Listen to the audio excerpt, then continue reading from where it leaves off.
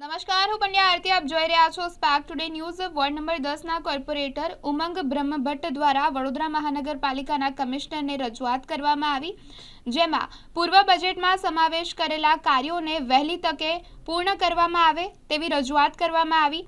જેમાં રજૂઆતમાં election ward number 10ના ભાયલી વિસ્તારમાં આવેલા સરદાર સરોવર કેનાલની બાજુમાં જે લિનિયર પાર્ક છે તેની કામગીરી વહેલી તકે પૂર્ણ કરવામાં આવે, તેમજ વાસણા અને ગોત્રે વિસ્તારના જે તળાવની બ્યુટિફિકેશનની કામગીરી અધૂરી છે તેને પણ વહેલી તકે કરવામાં આવે તેવી રજૂઆત કરવામાં આવી. જેમાં રબર પેકિંગ તેમજ રેલિંગ બનાવવાની જે કામગીરી છે તે વહેલી તકે પૂર્ણ કરવામાં આવે, તેની સાથે સાથે ગોત્રે વિસ્તારમાં અતિથિ ગૃહ તેમજ સ્વિમિંગ પુલની પણ જે કામગીરી છે તે પૂર્વ બજેટમાં સમાવેશ કરવામાં આવ્યો હતો, તેને પણ જલ્દીથી જલ્દી પૂર્ણ કરવામાં આવે.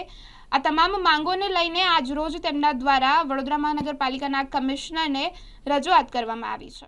મારા વોર્ડ નંબર 10ની અંદર ભાયલી વિસ્તારની અંદર સરદાર સરોવરની જે કેનલ આવેલી છે એની બાજુની જે જગ્યા છે ત્યાં આગળ લિનિયર પાર્ક બનાવવાની ગયા વખતે બજેટમાં પણ એની જોગવાઈ હતી, રજૂઆત કરી હતી. એ કામને આગળ વધારવા માટે એ લિનિયર પાર્ક તાત્કાલિક એટલે મતલબ વહેલામાં વહેલી તકે શરૂ થાય એની કામગીરી અને વિસ્તારને લિનિયર પાર્ક મળે એવી એક માંગણી હતી.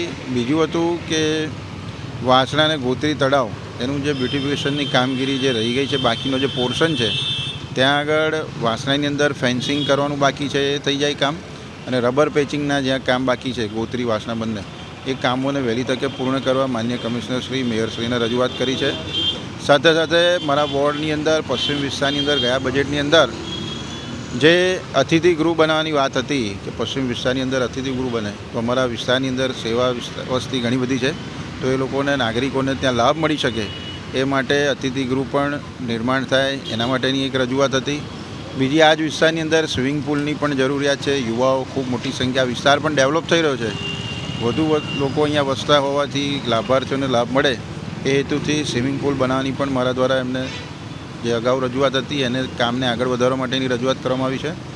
સાથે સાથે 500 વર્ષ પછી જ્યારે અયોધ્યાની અંદર ભગવાન રામનું ભવ્ય મંદિર બની રહ્યું છે ત્યારે માન્ય કમિશનરશ્રીને મેં કીધું છે કે અમારા વોર્ડની અંદર જે પણ ઇલીગલ નોનવેજની દુકાનો છે એને બંધ રાખવામાં આવે અને બંધ કરવામાં આવે. આ વિકાસ કાર્ય કામો થશે પછી નગરજનોને કેટલી રાહત મળે?